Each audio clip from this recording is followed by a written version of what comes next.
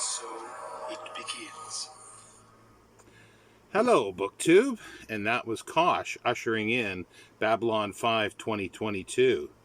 And for all of us that are part of the Babylon 5 contingent against the dreaded Federation, Book Trek 2022, I am reading, I'm reading actually quite a few of the novelizations from the series. The first one that I read today was Dark Genesis, The Birth of the Psychor. It's the first of the trilogy, written by J. Gregory Keyes, and that was published in 1998. First edition, October 1998, so it says. And it's based on an original outline by J. Michael Straczynski, the creator and showrunner, and wrote most of the scripts for the Babylon 5 TV series. Now, this is the Psychor trilogy, and this starts out in 2115-ish with proof of telepaths. It quickly moves on from there to the backlash that has caused fear against non-telepaths and a slaughter and hunting down and killing until an organization is created, which eventually turns into the Psychor. This is quite a good book, actually. I've read it before, but I've forgotten how much stuff there's packed in here. You could argue there's too much because it's setting things up knowing what the Babylon 5 series has in store, but that's kind of fun. Because, as I say, the telepaths are sort of discovered and outed in about 2115. However, they have their origins that started less than 100 years before, so mid 21st century. And it looks like, they can identify it by a genetic marker, but it's the same genetic marker because eventually in here as well, the Centauri make contact with Earth, and they have a brief appearance, but they find out that the genetic marker is the same in all races. So that's very curious. And as I say, there's a government organization that's set up to deal with the telepaths, to regulate them, and basically curtail their rights so they can't do certain things like hold office, government office, and things like that, and do sort of insider trading or anything like that. And there's a lot of politics involved in this as well. But the eventual head of the Psychor is supposed to be a normal, non-telepathic human. However, he is telepathic, a very, very strong telepath, but he's been hiding his abilities. And he believes that there is something that's going to happen because when he was about 4 years old, his mother died, and he was in her arms. She basically killed herself because she was being chased by mobs. And he sort of was connected to her mind, and he went with her while she died to wherever. He doesn't know what it is, but he's descendant, or they're descended from Pueblo Native North Americans. So he saw a being, and then it turns out to be his mother. But he's had this feeling that there's something more happening or going to happen with this, and there's a destiny. And he actually does pursue this. It takes a long time, and he discovers at some point it's not disclosed in here, but at some point he touches an artifact on Mars, and he feels something from it, the same that he felt when his mother died, and which turns out it's a Vorlon artifact. and then they're in Antarctica, and he feels that there is a there was a presence there as well, and that's who he actually saw. And then later he goes to Venus because they found a signature on Venus at the South Pole that is very, very similar to the signature that was left, like energy signature and so forth, that was left in Antarctica. So a Vorlon ship appears, and a Vorlon speaks to him and his assistant. I'll get to his assistant in a minute. And the hint is that it could be Kosh, because he says, "I have always been here." And that is a line that Kosh says to Sheridan, or others as well. But his assistant, her surname is Alexander. So she's grandmother or great-grandmother, probably grandmother, to Lita Alexander.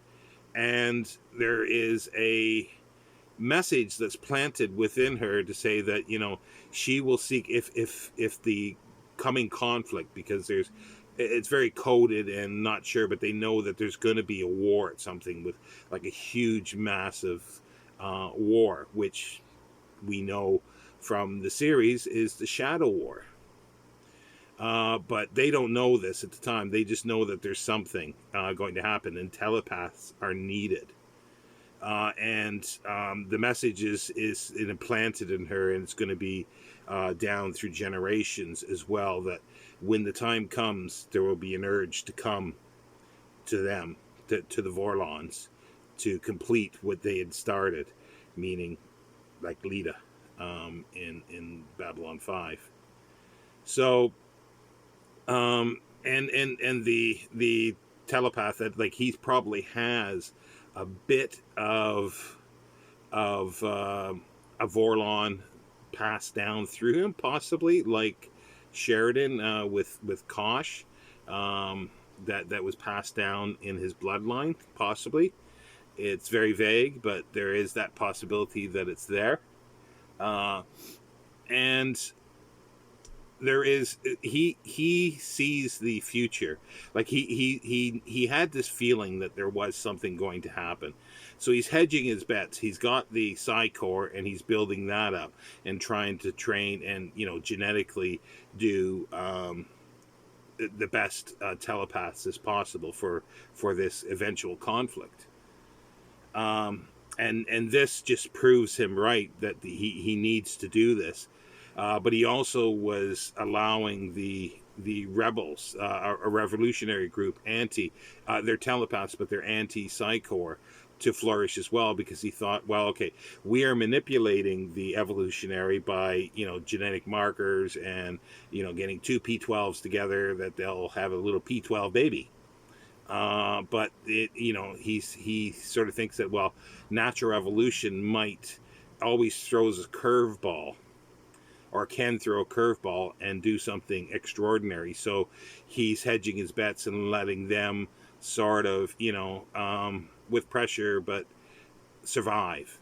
But then after meeting the Vorlon says that, you know, evolution is a dead end. In a sense, it can only go so far. So he realizes, well, yeah, it's not going to be helpful. So let's get rid of the rebels. And one of the rebels is a teenage girl. Her surname is Winters. Strangely enough, obviously, Talia Winters' grandmother, probably. And this is 1889. 1889. Yeah, 2189, where the book ends. But you see, he had fathered a child that he allowed the rebel leader to take and raise, and never have her come to or be dominated by Psi Core, because that's where he thought the, you know, natural evolution would help as well. But he, you know, with the meeting of the Vorlons, his mind had changed. But then she has a baby, and that baby is Bester. He's not born with that name, but because the head of the Psi Corps is a science fiction fan, and he loves Alfred Bester, the writer, his old mentor, who took him under his wing when he was young, was a science fiction fan, and he likes um, the Demolished Man and so forth. He names, after he gets it's actually his grandson back, he names him Alfred Bester. So baby Alfred shows up at the end of the book. So there's so much, though, in here that it's just sort of seeped with this, because it's like, okay, see, Lita Alexander turns out to be a rebel, but her ancestry is diehard Psi Corps.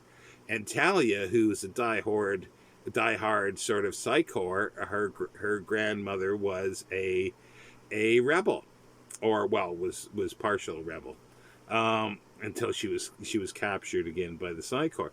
So there's so much intertwining here that it's quite fun. It's actually well done.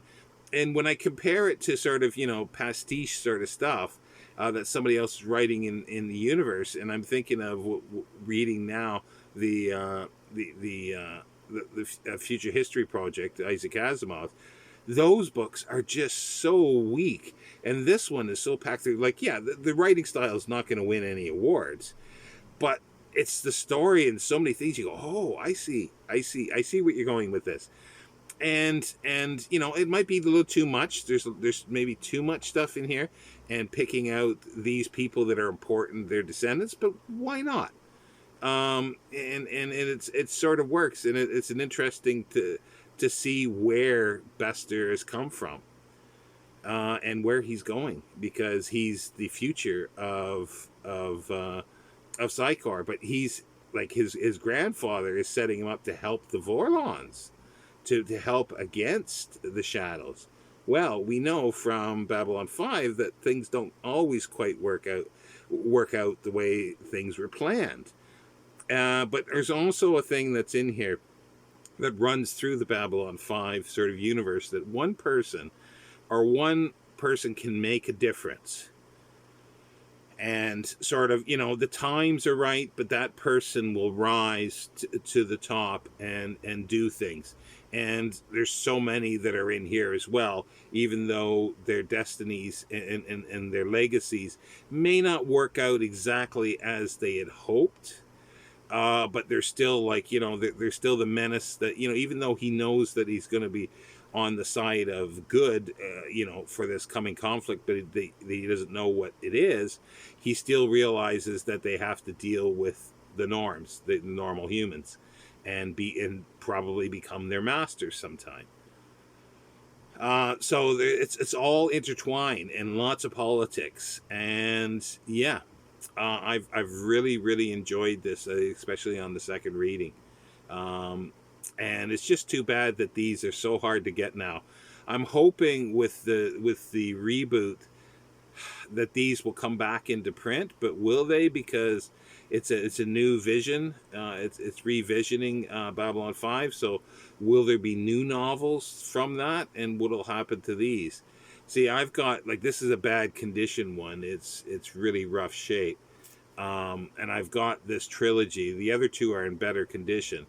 And I've got the first 9, the numbered 9 volumes, but I don't have the Centauri trilogy or the Technomage trilogy in book form, which I'll be reading from ebooks, which I had a look at this one, and they're not the best, because when they're talking with each other, it's all in italics, and it's not in italics in the ebook. So it's sort of like a little difficult to find out what's going on.